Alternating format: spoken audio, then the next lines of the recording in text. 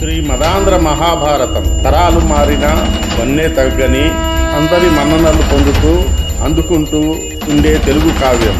ఈ పవిత్రమైన మూల గ్రంథం తెలుగులో నన్నయ్య భటారకుడు, తిక్కన మరియు ఎర్రాప్రగడ అనువాదంతో పూర్తి చేయబడినది ఈ మహోన్నత గ్రంథం.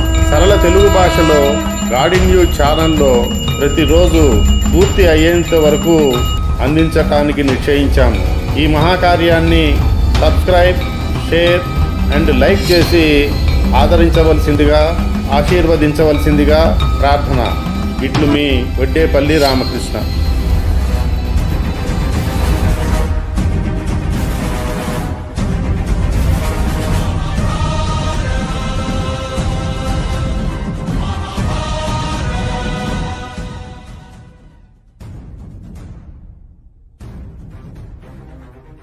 భీష్ముడు పడిపోయి ద్రోణుడు మరణించిపోయాడు. ఇప్పుడు కర్ణుడు పోయాడు. దుశ్శాసనుడు కాలం చేశాడు. ఇక మనకు బలం ఏముంది? ఇంకా యుద్ధం ఏమిటి? విజయం ఏమిటి?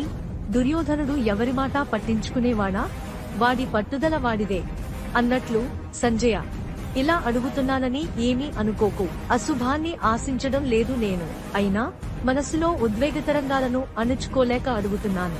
దుఃఖంలో మునిగిపోయిన కారణంగా నీ మాటలను స్పష్టంగా వినలేకపోయానేమో అనిపిస్తోంది. ఏది, నువ్వు చెప్పిన మాటలు ఇంకోసారి చెప్పు.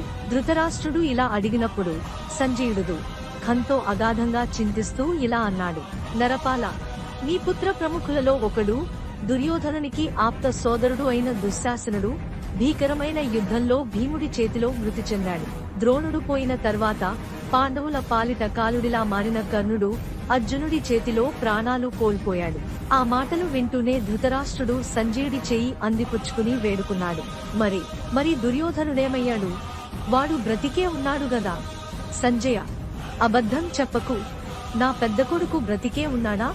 నాకు దుర్యోధనుడెలాగో దుర్యోధనుడికి కర్ణుడు అలా ప్రాణసముడు.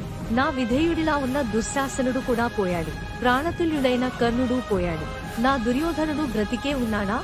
ఒక్కసారి నిశ్చయంగా చెప్పు. పాండవ హతకులు వాడిని బ్రతకనిచ్చారా? చెప్పు సంజయ, చెప్పు. నన్ను మభ్యపెట్టాలని అసత్యం చెప్పకు. నేను అంధుడిని, వృద్ధుడిని, ఆవేదనతో పోతున్నాను. నువ్వు యథార్థం చెప్పు. నరపాల, నీకు స్పష్టంగా చెబుతున్నాను.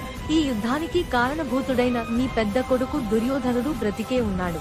నన్ను నమ్ము, నేను సత్యమే చెబుతున్నాను అని సంజయుడు ఖచ్చితంగా చెప్పిన తర్వాత ధృతరాష్ట్రుడికి, అక్కడి రాజకాంతలకు కాస్త ఊరట కలిగినట్లయింది. అంతేకాదు, వారు కర్ణుడు, దుశ్శాసనుల మరణంపై మరికొంతసేపు విచారం వ్యక్తం చేశారు.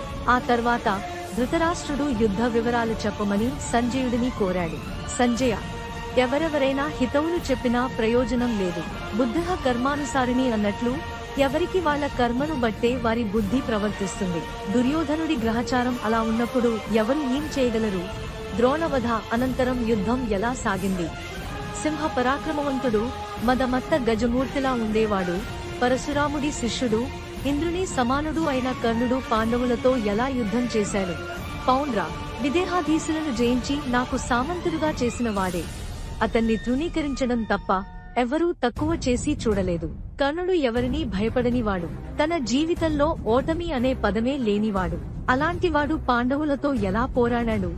వీరస్వర్గాన్ని ఎలా అలంకరించాడు? ఏ విషయమూ దాచకుండా చెప్పు. చిన్న చిన్న సంగతులు కూడా వదిలిపెట్టకు. భీష్ముని విషయంలో తాతగారనే తలంపు కూడా లేకుండా శిఖండిని అడ్డం పెట్టుకుని మోసం చేశారు పాండవులు. ద్రోణుని విషయంలో అశ్వత్థామ చనిపోయాడని అబద్ధం చెప్పి అస్త్రసన్యాసం చేయించాక కుట్ర చేసి చంపేశారు. కర్ణుడిని అలాంటి మోసం చేసి చంపలేదు కదా? కాకపోతే కర్ణుడిని చంపడం వాళ్లకు సాధ్యమయ్యిందా? సంజయ, భీష్మ, ద్రోణుల మరణ వార్త విన్నప్పుడు కూడా నా మనస్సు ఇంతగా కదలలేదు. కాని కర్ణుని మరణ వార్త విని నా హృదయం పూర్తిగా కల్లోలమైంది. దయచేసి వివరంగా చెప్పు. మన కర్ణుని పౌరుష ప్రతాపాన్ని, అతని ఉత్తమ లోక ప్రాప్తిని పూర్తిగా వినిపించు. నా పూర్వ జన్మ పాపఫలాలు పరిపక్వమై నా దుఃఖాశ్రువులతో నా హృదయం పూర్తిగా నిండిపోయేలా కర్ణ యుద్ధ విశేషాలను చెప్పు. సంజయ, ధృతరాష్ట్రుడు ఇలా పోగిలి ప్రశ్నించగా విదురుడు, సంజయుడు అతనిని ఓదార్చారు. అనంతరం సంజయుడు కురుక్షేత్ర సంగ్రామ విశేషాలను మెల్లగా వివరించాడు. మహారాజా, ద్రోణుడి వధతోటి అశ్వత్థామ నిస్పృహతోటి 15వ రోజు యుద్ధం ఆ సూర్యాస్తమయానికి ముగిసింది. అనంతరం రాత్రి కౌరవులందరూ శిబిరంలో సమావేశమయ్యారు. ద్రోణుడు మరణించిన తరువాత తదుపరి ఎవరు సైన్యాధ్యక్షుడిగా ఉండాలో దుర్యోధనుడు అశ్వత్థామను అడిగాడు. ధార్తరాష్ట్రాగ్రణి, నేనే చెప్పవలసి వస్తే కర్ణుడినే సూచిస్తాను.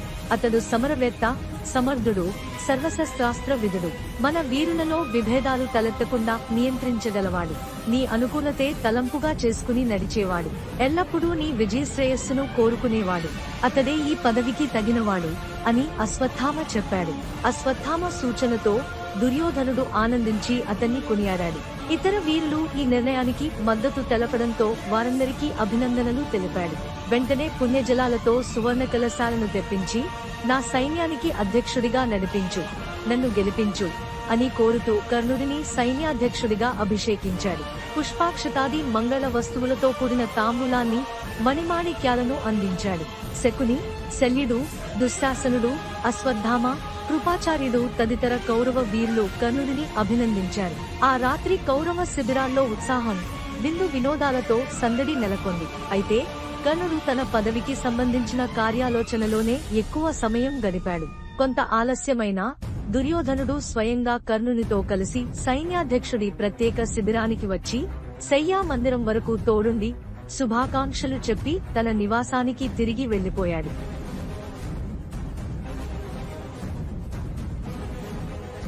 16వ రోజు వేకువఝామున కర్ణుడు చాలా ముందుగానే నిద్రలేచి స్నానాది నిత్యకృత్యాలను సత్వరంగా పూర్తి చేశాడు. అనంతరం ఎనలేని దానధర్మాలు చేసి యుద్ధచితాలైన దుస్తులు ధరించాడు. యుద్ధ విధికి అనుగుణంగా తన రథాన్ని సిద్ధం చేయించుకుని దివ్యమైన ఆయుధాలు, కవచం, గొప్ప కిరీటాలను ధరించి అద్భుతమైన జెండాలతో అలంకరించిన తన రథంపై ఆసీనుడయ్యాడు. యుద్ధానికి కవ్వించే శక్తివంతమైన ధ్వనిగల తన ప్రత్యేక శంఖాన్ని పూరిస్తూ రణరంగానికి చేరాడు. వేసవికాలం మధ్యాహ్నం తేరిచూడరాని సూర్యుడిలా అతని కాంతి విరజిమ్మింది. మహారాజా, సూతపుత్రుడని మాత్రమే పేరు పెట్టుకున్నారు గాని కర్ణుడు నిజంగా సూతపుత్రుడిలా కనిపించలేదు. అతడు సూర్యనందనుడిలా ఒళ్ళు వాచాడు. గాంధారీపతి, నిన్న వేకువజామున నేను కురుక్షేత్రం చేరేసరికి నాకు కనిపించిన దృశ్యం ఇదే. 15వ రోజు రాత్రి జరిగిన సేనాధిపత్యాది విషయాలన్నీ వ్యాసామగ్రహం ద్వారా తెలుసుకుని నీకు వినిపించగలిగాను. మధ్యాహ్నపు మార్తాండుడిలా ప్రకాశిస్తున్న కర్ణుడిని చూసి నీ పెద్ద కొడుకు దుర్యోధనుడు ఆనందంతో పొంగిపోయాడు. చూశారా మన కర్ణుణ్ణి? ఇవాటితో పాండవుల అంతు తేల్చేస్తాడు చూడండి అంటూ మీసం మెలితిప్పాడు. రణభూమికి చేరిన కర్ణుడు కౌరవ సేనలను మకర వ్యూహంగా మలిచాడు. స్వయంగా ముఖస్థానాన్ని అధిరోహించాడు. శకునిని, అతని కొడుకు ఉలుకును నేత్రస్థానాల్లో అమర్చాడు. అశ్వత్థామను శిరహస్థానంలో, దుర్యోధనుడిని కంఠస్థానంలో స్థిరపరిచాడు. ముందరి ఎడమకాలి భాగంలో నారాయణ గోపాలక సేన సమేతుడైన కృతవర్మను, దక్షిణ పాదంగా త్రిగర్తులను, దక్షిణాత్య పరివృతంగా కృపాచార్యుడిని నిలబెట్టాడు.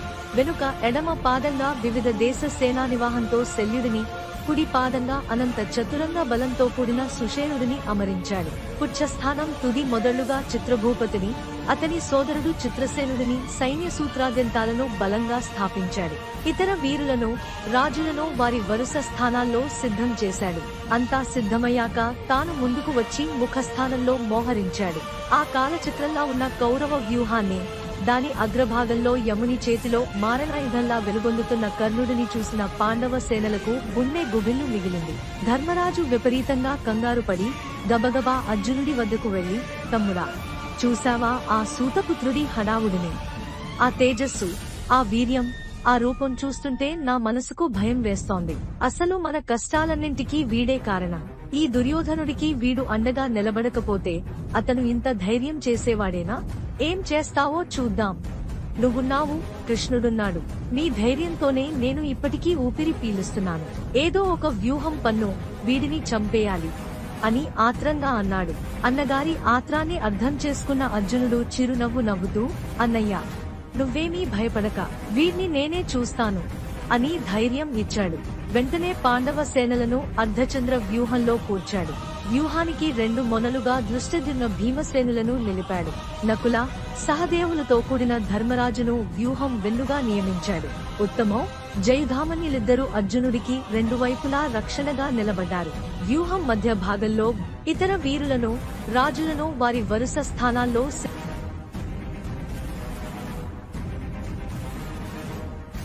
ఉభయ పక్షాల సేనాధిపతులు తమ తమ శంఖాలను పట్టుకున్నారు. ఆయా శంఖనాదాలలోని సంసిద్ధతా సంకేతాలను బట్టి రణభేరీలు మ్రోగాయి. తక్షణమే 2 పక్షాల యోధులు హో అంటూ గర్జిస్తూ ఒకరిపై ఒకరు దాడికి దిగారు. యుద్ధభూమి ఏనుగుల ఘీంకారాలతో, వాటి మెడలలోని ఘంటారావాలతో, గుర్రాల డెక్కల చప్పులతో, వాజుల సకిలింపుల ధ్వనులతో, రథనేమి ఘోషతో, చక్రధ్వానంతో, భుజాస్ఫాలనాల శబ్దాలతో, ధనుష్టంకారాలతో మారుమోగిపోయింది. గాలిని చీల్చుకుపోతున్న బాణాల జుయ్ జుయ్ శబ్దాలు, ప్రత్యర్థులను కవ్వించే వీరాలాపాలు, సింహనాదాలు, వివిధ వాద్యధ్వనులు, ఆర్తరావాలు, ఆక్రందనాలు, జెండాల మువ్వల చప్పుళ్లు, ఇవన్నీ కలసి కురుక్షేత్రాన్ని వీరులకు హేళాభూమిగా, వీరేతరులకు ఘోషాస్థలంగా మార్చేశాయి. ఆదిలో కుమ్ముదొమ్మిలా ప్రారంభమైన యుద్ధం క్రమంగా ద్వంద్వ యుద్ధాలుగా మారింది. కర్ణుడి నేతృత్వంలో కౌరవ సైన్యం పాండవుల నాశనం తప్పదన్న ధీమాతో దాడి చేసేది. గరుడ ధ్వజ, హనుమధ్వజుల ఆధ్వర్యంలో పాండవులు కురువంశ నాశనం తప్పదన్న ధైర్యంతో ఎదుర్కొన్నారు. ఎప్పుడూ లేనంతగా ధర్మరాజు, దుర్యోధనుడు నిర్లక్ష్యంగా యుద్ధం చేశారు. కౌరవ సేనలోని ప్రభద్రవీరులు సాత్వికిని ముట్టుకున్నారు. చేదిరాజ్య వీరులు దృష్టద్యుమ్నుడిని ఆవరించారు. పాండ్య యోధులు చేకితానుని చుట్టుముట్టారు. చోళ, మగధ, వంగ దేశాధీశుల బలగాలు ద్రౌపది తనయులతో తలపడ్డాయి.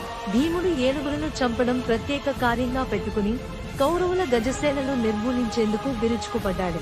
అయితే కులూత దేశాధిపతి క్షేమధూర్తి భీముడి విజృంభణను అడ్డుకునేందుకు సమర్థంగా ప్రతిఘటించాడు. అతి భయంకరంగా సాగిన ఆ సంగ్రామంలో కొమ్ముటేనుగుల దళాధిపతి క్షేమధూర్తి అసమానమైన ప్రజ్ఞతో 7 తోమరాలతో భీముడి వక్షస్థలాన్ని గాయపరిచాడు. ఆ వెంటనే ఆగ్రహం మితిమీరిన భీముడు భయంకరమైన తోమరాన్ని క్షేమధూర్తిపై ప్రయోగించాడు. కాని కొంచెం దూరంలో ఉన్న కరూసనాథుడు ఆ తోమరాన్ని మధ్యలోనే ఖండించి క్షేమధూర్తిని రక్షించాడు. అయితే భీముడు దాన్ని లెక్క చేయలేదు. కరూసపతిని పట్టించుకోకుండానే విల్లు అందుకుని ఆ కులూత దేశపు కొమ్ముటేనుగు నిండుగా బాణాలతో గాయపరిచాడు. భయపడ్డా ఆ ఏనుగు వెనుదిరిగి పరారయ్యింది. క్షేమధూర్తి అతి కష్టం మీద దానిని ఆపి మళ్లీ భీముడిపై దాడి చేయించాడు. ఈసారి క్షేమధూర్తి భీముడి ఏనుగును సంహరించాడు. ఆ దృశ్యం చూసి మండిపడ్డ భీముడు ఒక పెద్ద గదను అందుకుని పాదచారిగా ముందుకు దూకి క్షేమధూర్తి యొక్క కొమ్ముతేనుగును గదాఘాతంతో చంపేశాడు. అది గమనించిన క్షేమధూర్తి భయంకరమైన ఖడ్గాన్ని పట్టుకుని తన ఏనుగు మీద నుంచి నేలపైకి దూకి భీముడితో ముఖాముఖి సమరం సాగించాడు. కాని గదాయుద్ధ నిపుణుడైన భీముడు తన గదాఘాతంతో క్షేమధూర్తి తల బ్రద్దలు కొట్టి అతన్ని సంహరించాడు. కర్ణుడు పాండవులపై యుద్ధమునకు వచ్చుట. క్షేమధూర్తి మరణంతో కులూత సేనలు భయంతో పారిపోవడం ప్రారంభించాయి. ఈ విషయం తెలుసుకున్న కర్ణుడు వారికి ధైర్యం చెప్పేందుకు ముందుకొచ్చి తగిన వీరులతో కలిసి స్వయంగా పాండవులను ముట్టడించాడు. కర్ణుడి నిశిత శరాల దాడిలో పాండవుల గజసైన్యం గందరగోళానికి గురైంది. అతని బాణం తగిలిన ప్రతి ప్రాణి ఏదో ఒక అవయవాన్ని కోల్పోతూ ఉండేవారు. కులూత దేశపు కరిదలం కన్నా హీనంగా పాండవుల ఏనుగుల గుంపులు పరుగు తీశాయి. ఈ పరిస్థితిని సహించలేని నకులుడు నెయ్యి పోసిన అగ్నిగుండంలా మండుతూ కర్ణుడిని ఎదుర్కొన్నాడు. అతడిని అటకాయించేందుకు కర్ణుడు సహాయులైన వీరులను పాండవులు అడ్డుకున్నారు. కౌరవుల 2వ ముట్టడిలో ప్రారంభమైన ద్వంద్వ యుద్ధాల్లో కర్ణుడు నకులుతో, భీముడు అశ్వత్థామతో, కేకేయ వీరులు సాత్యకితో, చిత్రసేనుడు శృతకర్ముతో, చిత్రుడు ప్రతివింధ్యుడితో, దృష్టద్యుమ్నుడు కృపాచార్యుడితో, సహదేవుడు దుశ్శాసనుతో, శిఖండి కృతవర్మతో, శృతకీర్తి శల్యుడితో హోరాహోరీగా యుద్ధం సాగించారు. అంతేకాక కౌరవాగ్రజుడు ధృతరాష్ట్రుడు, పాండవాగ్రజుడు ధర్మరాజు పరస్పరం తలపడ్డారు. విజయుడు సంసప్తకుల సేనలపై విరుచుకుపడ్డాడు. ఈ మైత్రం రణభూమిని తిలకిస్తున్న అనిమిషులకు మల్లే నేను కూడా అనిమేషుడనే ఆ యుద్ధాన్ని వీక్షించాల్సి వచ్చింది. మహారాజా, యుద్ధంలో విందానువిందులు సాత్యకిని భీకరంగా గాయపరిచారు. ఒక క్షణం సాత్యకి చనిపోయాడనుకున్నాము. కాని ఆ కృష్ణానుజుడు కాలానల జ్వాలలా మళ్లీ లేచాడు.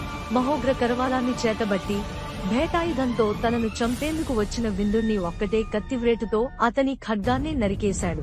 రెండో కత్తివ్రేటుతో విందుడి తలనే 2 ముక్కలుగా చీల్చాడు. అనంతరం తన అపూర్వ సాయక సంచయంతో అనువిందుడి తలని ఆకాశానికి ఎగరగొట్టేశాడు. ప్రతివింధ్యుడు చిత్రసేనుడిని వధించుట మెనస్సేడు. మరోవైపు కౌరవ పక్షానికి చెందిన శృతవర్మ పాండవుల తరపున యుద్ధిస్తున్న చిత్రసేనుడిని చంపేశాడు. అదే సమయంలో చిత్రభూపతి ప్రతివింధ్యుడి రథాశ్వాలను సంహరించాడు. ఆ ఘాతుకాన్ని చూసిన ప్రతివింధ్యుడు తన గుర్రాల మీద పడిన గదని అందుకుని చిత్రుడి గుర్రాలపై విసిరి వాటిని చంపేశాడు. దాంతో కోపోద్రిక్తుడైన చిత్రుడు తన గుర్రాల మీద పడిన గదనెత్తి కందుక క్రీడవలే తిరిగి ప్రతివింధ్యుడిపై ప్రయోగించాడు. ఆ గద అతని భుజానికి తాకి భయంకరమైన నొప్పితో పాటు కోపాన్ని రగిలించింది. కౌరవ సైన్యం ఆనందంతో కేకలు వేసింది. అయితే ఆ కేకలు పూర్తి కాకముందే ఆగ్రహోద్రిక్తుడైన ప్రతివింధ్యుడు భయంకరమైన తోమరాన్ని తీసి గిరున తిప్పి చిత్రుడిపై విసిరాడు.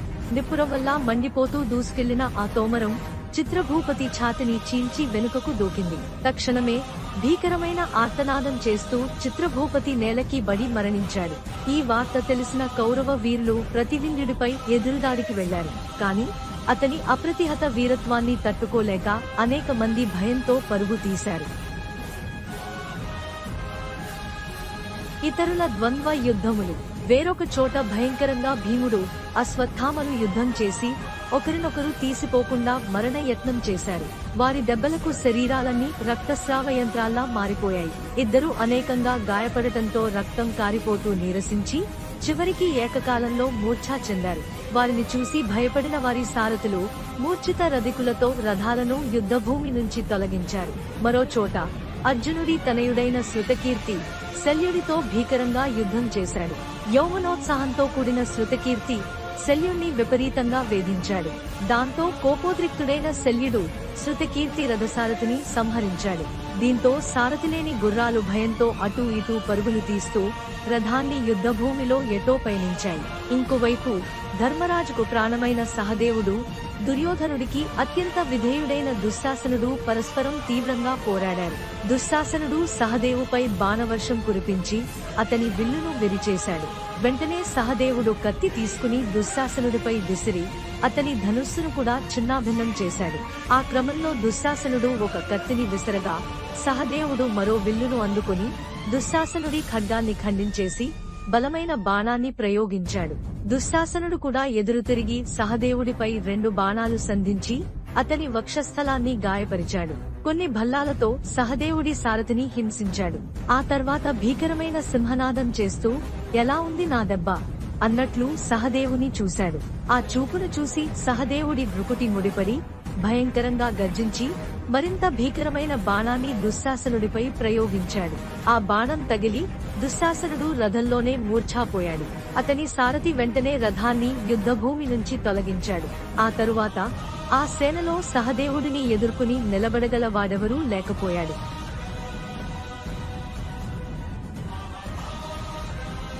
మరోవైపు కౌరవ సేనాధ్యక్షుడు కర్ణుడు, ప్రాజ్ఞుడైన పాండవేయుడు నకులుడు యుద్ధభూమిలో ఎదురుపడ్డారు. సూతపుత్ర, చాలా ఏళ్ల తర్వాత మనిద్దరికీ ద్వంద్వయుద్ధం చేసే అవకాశం కలిగింది. మా కురు పాండవుల మధ్య జరిగిన విభేదాలకు నీవే కారణం. ఇప్పుడు నిన్ను ఓడించి నా కోపాన్ని చల్లార్చుకుంటాను అంటూ నకులుడు ధిక్కరించగా కర్ణుడు నవ్వుతూ, నకులా, గొప్ప యోధుడివి కదా, ఏమైనా చేయగలవు. కానీ వెన్నొచ్చి పారిపోకుండా కాసేపు కయ్యమాడి ఆ తర్వాత నీ యుద్ధ ప్రణాళిక ప్రకటిస్తే బాగుంటుంది అన్నాడు. అంటూనే కర్ణుడు 73 బాణాలతో నకులుడి రథాన్ని కప్పేశాడు. ఆ దెబ్బకు నకులుడు కంగారు పడకుండా తేరుకుని ఏకధారగా 100 బాణాలను ప్రయోగించాడు. కానీ కర్ణుడు వాటిని గగనంలోనే ఛేదించి ధారాపాతంగా నారాచాలతో నకులుడి విల్లును విరిచేశాడు. అదనంగా 30 బాణాలతో నకులుడి శరీరాన్ని గాయపరిచాడు. నకులుడు కష్టతత్వాన్ని తట్టుకుని మరొక విల్లు తీసుకుని 70 ఘోరశరాలతో కర్ణుడిని వేధించాడు. 3 బాణాలతో కర్ణుడి సారథిని గాయపరిచాడు. అంతేగాక 300 బాణాలతో కర్ణుడి రథాన్ని కప్పేశాడు. కౌరవ సేనాధిపతి కోపోద్రిక్తుడై 5 బాణాలతో నకులుడి వక్షస్థలాన్ని గాయపరిచాడు. ఆ దెబ్బకు నకులుడు మూర్ఛా చెందిపోయేంత స్థాయికి చేరుకున్నాడు. కాని వెంటనే తేరుకుని 7 బాణాలతో కర్ణుడిని గాయపరిచి 8వ బాణంతో అతని ధనుస్సును విరిచేశాడు. ఆ సమయంలో కర్ణుని పరాక్రమం నకులుని ప్రతీకారం అంతా అద్భుతంగా సాగింది. వారి బాణవర్షానికి సమీపంలోని యోధులంతా భయంతో దూరంగా పారిపోయారు. అయితే ఆ యుద్ధం ఎక్కువసేపు సాగలేదు. అనతి కాలంలోనే నకులుడు ఓడిపోయాడు. వరుసగా 2-3 పర్యాయాలు కర్ణుడి ఎదుట నిలబడలేక నిస్సహాయంగా నిలిచిపోయాడు. చివరికి తట్టుకోలేక యుద్ధభూమి నుంచి తప్పించుకున్నాడు. కాని కర్ణుడు అతన్ని విడిచిపెట్టలేదు. వెంబడించి నకులుడి మెడ పట్టుకుని ఏవేవో గొప్ప మాటలు పలికావుగా. ఇప్పుడు పారిపోతావా? యుద్ధానికి దిగేటప్పుడు మన శక్తి సామర్థ్యాలను మాత్రమే కాదు, ఎదుటి వారి బలాన్ని కూడా అంచనా వేసుకోవాలి. నీకు గొడ్లు తోలడమో గుర్రాలు మేపడమో నప్పుతాయి, యుద్ధం కాదు. నీకదే మంచిది, వెళ్ళిపో, లేకపోతే నీ ఆ కృష్ణార్జునుల వెనకాల చేరు అంటూ పరుషంగా చెప్పి ప్రాణాలతో వదిలేశాడు. అనంతరం కర్ణుడు పాంచాల సేనపై విరుచుకుపడ్డాడు. అతని ధాటికి తట్టుకోలేక పాంచాల సేన హాహాకారాలు చేసింది. ఇంకోవైపు పులుకు యుయుత్సుల మధ్య జరిగిన ద్వంద్వ యుద్ధంలో పులుకుని ధాటికి తట్టుకోలేక యుయుత్సుడు పరాజయమై పారిపోయాడు. అదే సమయంలో శతానీకుడు శృతవర్మలు తాము కలిసిన యుద్ధంలో ఒకరినొకరు విరదులుగా, నిరాయుధులుగా, రక్తసిక్త దేవులుగా మార్చుకున్నారు. చివరికి పరస్పరం శకుని తనపై పైచేయి సాధించడంతో శృతసోముడు తన రథాన్ని పోగొట్టుకున్నాడు. కాని వెంటనే ప్రతీకారం తీర్చుకుంటూ గాంధారపతి శకుని ధనుస్సును విరిచేశాడు. అనంతరం శృతకీర్తి రథంలోకి వెళ్లిపోయాడు. ద్రోణుని మరణంతో దుఃఖంతో దృష్టద్యుమ్నుడిపై కోపంతో ఉగ్రరూపం దాల్చిన కృపాచార్యుడు అతనిపై తలపడ్డాడు.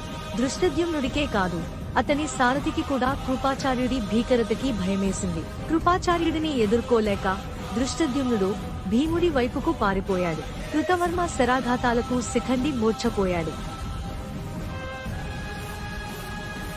సుశర్మార్జునుల యుద్ధము. ఆ రోజు అర్జునులకు చిరకాల శత్రువైన త్రిగర్తాధీసుడు సుశర్మ తన జ్ఞాతులతో పాటు సంసప్తకులు, సిది, సాల్వ, నారాయణ, గోపాలక సేనావాహినులతో కలిసి అర్జునుడిని ఆపేందుకు ముందుకు వచ్చాడు. ఆ యుద్ధంలో సత్యసేనుడు 3, మిత్రదేవుడు 63, చంద్రదేవుడు, మిత్రవర్ములు చెరో 73, సౌశ్రుతి 7, శత్రుంజయుడు 20 బాణాలతో అర్జునుడిని గాయపరిచారు. ఒక బాణం కృష్ణుడి భుజాన్ని రాసుకుంటూ పోయింది. ఆ దెబ్బకి కృష్ణుడి చేతిలో ఉన్న గుర్రాలను తోలే మునికోలు జారిపడింది. ఈ దెబ్బకు ఆగ్రహోద్రిక్తుడైన అర్జునుడు వెంటనే సత్యసేనుణ్ణి సంహరించాడు. యుద్ధం ముదురుతుండగా శత్రుంజయుడు ముందుగా స్పృహ తప్పి ఆ మూర్ఛలోనే ప్రాణాలు కోల్పోయాడు. సౌశ్రుతి తలపగిలి మరణించాడు. చంద్రదేవుడు శరీరం అంతా తూట్లుగా పీకబడి రక్తం మొత్తం కారిపోయి ప్రాణం కోల్పోయాడు. మిత్రోసేనుడి తల తెగిపడి భూమిపై పడిపోయింది. సుశర్మ దేహంపై మూకుల సందులతో సూదిమొనలు గల బాణాలు దిగబడ్డాయి. కడతే అర్జునుడు ఇంద్రాస్త్రాన్ని ప్రయోగించడంతో నిలబడ్డవారంతా నేలకూలి మట్టిలో కలసిపోయారు. పరుగు తీసిన వాళ్లకే ప్రాణాలు దక్కాయి.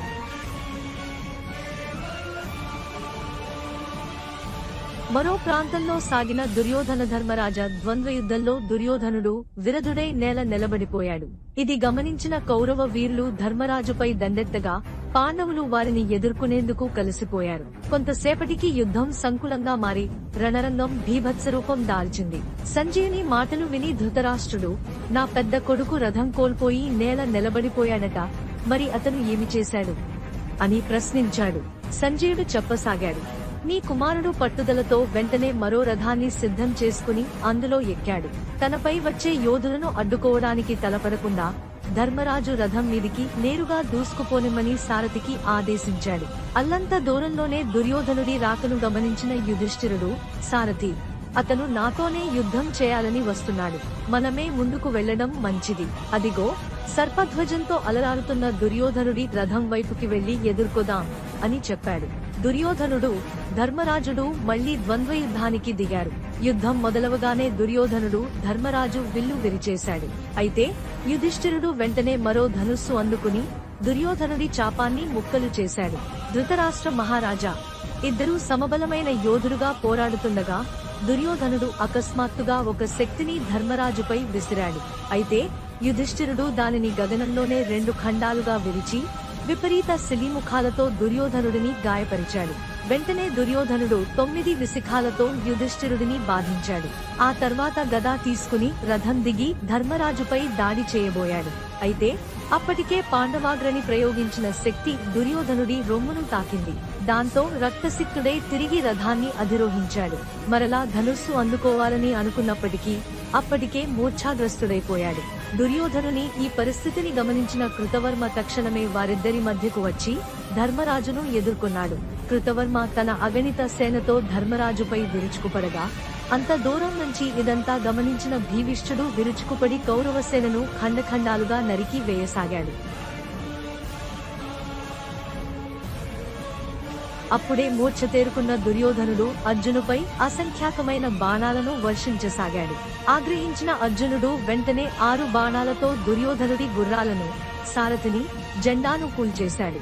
7వ బాణంతో అతని ధనుస్సును విరిచేశాడు. 8వ బాణంతో తెల్ల గొడుగును నేల కొరిగించాడు. చివరగా ప్రాణాంతకమైన 9వ బాణాన్ని సంధించాడు. ఆ బాణం తగిలిందంటే దుర్యోధనుడు మరణించడం ఖాయం. కాని అదే సమయంలో ఎక్కడి నుంచో అశ్వత్థామ ప్రదర్శన ఇస్తూ వచ్చి ఆ బాణాన్ని ఆకాశంలోనే ముక్కలు ముక్కలుగా నరికేశాడు. దాంతో అర్జునుడు ఆగ్రహంతో అశ్వత్థామపై విరుచుకుపడ్డాడు. అతని రథాశ్వాలను చంపేశాడు. విల్లు విరిచేశాడు. అడ్డుగా వచ్చిన కృపాచార్యుడి ధనుస్సును 2 ఖండాలుగా నరికేశాడు. ఈ లోపులో కలగజేసుకున్న కృతవర్మని కూడా వదలకుండా అతని జెండాను, రథజవనాలను, చాపాన్ని ధ్వంసం చేశాడు. విజయోత్సాహంతో దేవదత్త శంఖాన్ని బిగ్గరగా పూరించాడు. ఆ శంఖధ్వని విని కోపోద్రిక్తుడైన దుశ్శాసనుడు వెంటనే అర్జునుపై దూసుకెళ్లాడు. అయితే అతను యుద్ధరంగానికి చేరకముందే అర్జునుడు తొలి బాణంతోనే అతని విల్లును ముక్కలుగా విరిచేశాడు.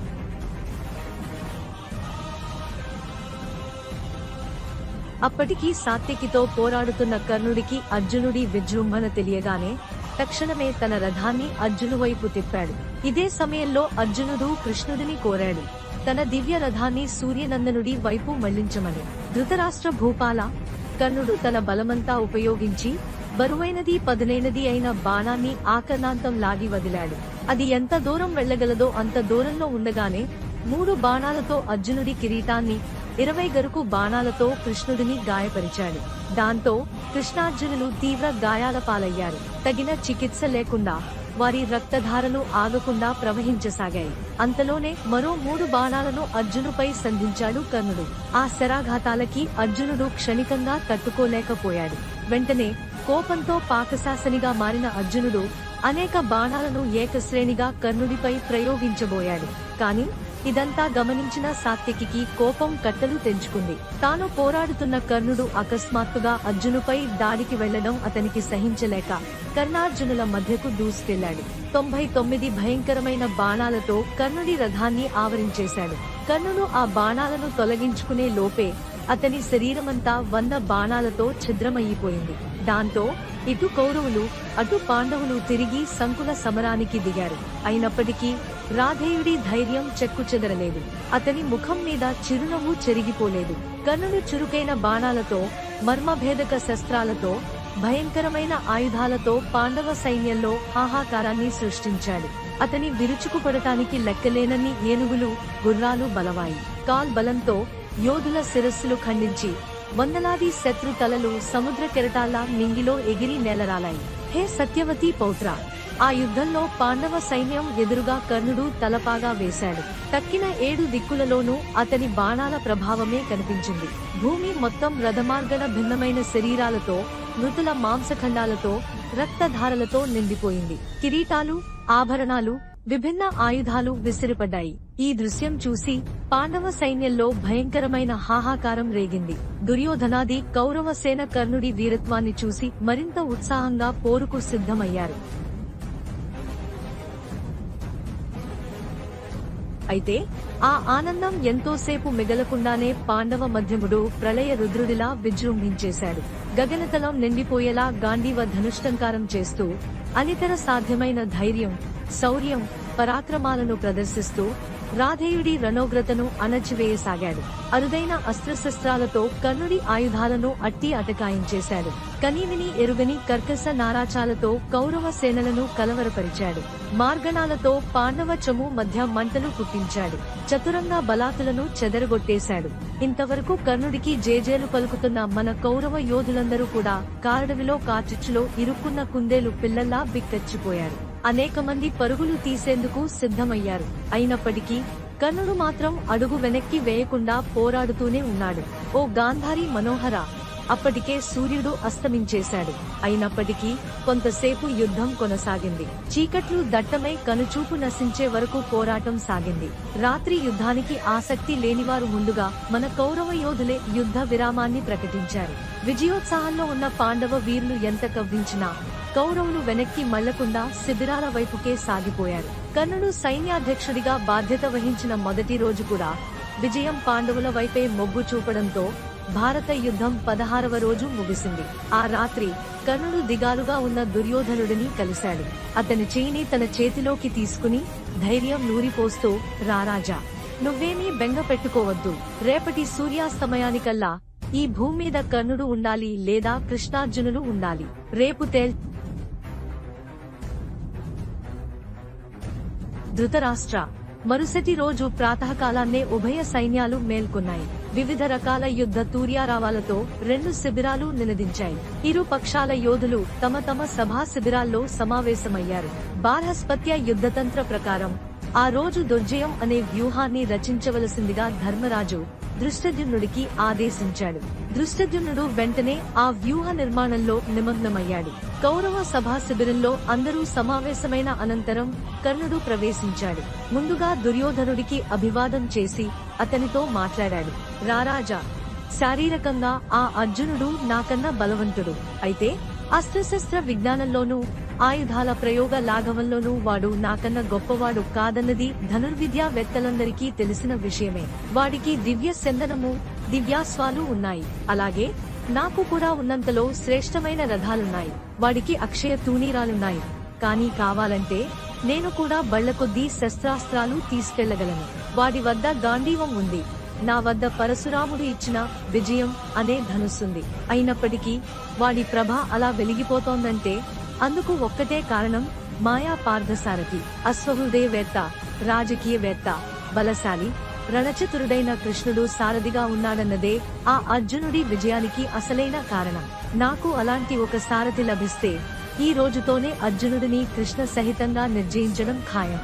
అంతటి గొప్ప సారథి మనలో శల్యుడు ఒక్కడే. కృష్ణుడి కన్నా బలవంతుడు, రాజకీయవేత్త, అశ్వహృదయవేత్త, రణచతురుడైన మద్రదేశాధీశ్వరుడు శల్యుడిని నాకు సారథిగా అనుగ్రహించు. ఇవాళనే అర్జునుడిని సంహరిస్తాను అని కోరాడు కర్ణుడు. దుర్యోధనుడు వెంటనే అంగీకరించాడు. తక్షణమే కర్ణుడితో కలిసి శల్యుడి వద్దకు వెళ్లి, మద్రదేశాధీశ మహాబల, కర్ణుడికి సారథివై కౌరవ విజయానికి సహకరించు అని ప్రార్థించాడు.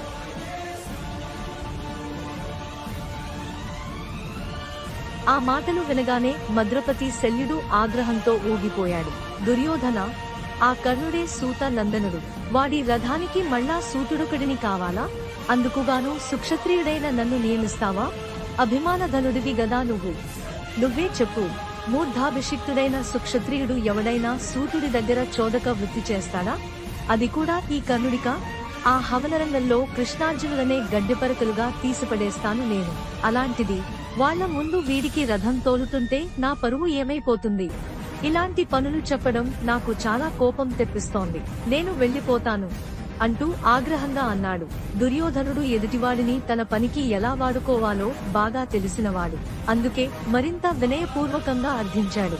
శల్య రాజేంద్ర, మేము మీకంటే గొప్పవాళ్లం కాదని ఒప్పుకుంటున్నాం. కర్ణుడు కూడా మీకన్నా గొప్పవాడు కాదని చెప్పడం లేదు. కానీ మీ దృష్టిలో గడ్డెపరకలాంటిన అర్జునుడి కన్నా కొంచెం గొప్పవాడు అని మా ఉద్దేశ్యం. అందువల్ల ఈ రాధేయుడికి కృష్ణుడి కన్నా గొప్పవాణ్ణి సారథిగా ఉంచాలని ఆశిస్తున్నా. అశ్వహృదయం తెలిసిన వాళ్లలో కృష్ణుడి కన్నా గొప్పవాడివి నువ్వు. రాజకీయవేత్తలలో వాసుదేవుడి కన్నా అగ్రగణ్యుడివి. బలంలో కంసారి కన్నా మహోన్నతుడివి. రణచతుర్యంలో చక్రపాణి కన్నా 1000 రెట్లు గొప్పవాడివి. తక్కువ వాళ్ళని అయితే నేనెందుకు అర్థిస్తాను? కృష్ణుడి కన్నా ఎన్నో రెట్లు గొప్పవాడివిగా నిన్ను ప్రార్థిస్తున్నాను. పొగడ్తలకే పడిపోయే ఉబ్బులింగడా శల్యుడు. దుర్యోధనుడి మాటలకు మహానందం పడ్డాడు. శభాష్ సుయోధన, నన్ను కృష్ణుడి కన్నా గొప్పవాడినని ఇంతమంది రాజుల ముందు అంగీకరించి వినయంగా అర్థిస్తున్నావు గనక నీ ఆనందం కోసం కర్ణుడికి సారథ్యం వహిస్తాను అంటూ ఒప్పుకున్నాడు. కాని వెంటనే ఏదో గుర్తొచ్చినట్లుగా కాసేపు ఆలోచించి నిర్లిప్తుడయ్యాడు. క్షణం తర్వాత మళ్లీ స్పందించి, నేను సారథిగా ఉన్నంతసేపు నా రధికుడిని ఎన్నో రకాలుగా పరీక్షిస్తుంటాను. అందున రధికులందరిలోనూ నేను అనుభవజ్ఞుడిని కావడం వల్ల అన్ని విషయాల్లోనూ వారిని అధిక్షేపిస్తూ ఉంటాను. అందుకే నా సారథ్యం అంటే అందరూ భయపడతారు. సారథ్యం చేస్తాను గాని నా అలవాటు మాత్రం మానుకోలేను. ఇందుకు ఇష్టమైతే నీ మాట ప్రకారమే కర్ణుడికి రథం తోలిపెడతాను అని అన్నాడు. దానికేముంది, నువ్వు సారథ్యం వహించడమే నాకు 10,000 అని ఆనందంగా అన్నాడు దుర్యోధనుడు. కర్ణుడు సంతోషంతో అంగీకరించాడు. శ్రీ మదాంధ్ర మహాభారతం తరాలు మారినా వన్నే తగ్గని అందరి మన్ననలు పొందుతూ అందుకుంటూ ఉండే తెలుగు కావ్యం. ఈ పవిత్రమైన మూల గ్రంథం తెలుగులో నన్నయ్య భట్టారకుడు తిక్కన మరియు ఎర్రాప్రగడ అనువాదంతో పూర్తి చేయబడినది ఈ మహోన్నత గ్రంథం. సరళ తెలుగు భాషలో గాడి న్యూస్ ఛానల్లో ప్రతిరోజు పూర్తి అయ్యేంత వరకు అందించటానికి నిశ్చయించాము. ఈ మహాకార్యాన్ని సబ్స్క్రైబ్, షేర్ అండ్ లైక్ చేసి ఆదరించవలసిందిగా, ఆశీర్వదించవలసిందిగా ప్రార్థన. ఇట్లు మీ వడ్డేపల్లి రామకృష్ణ.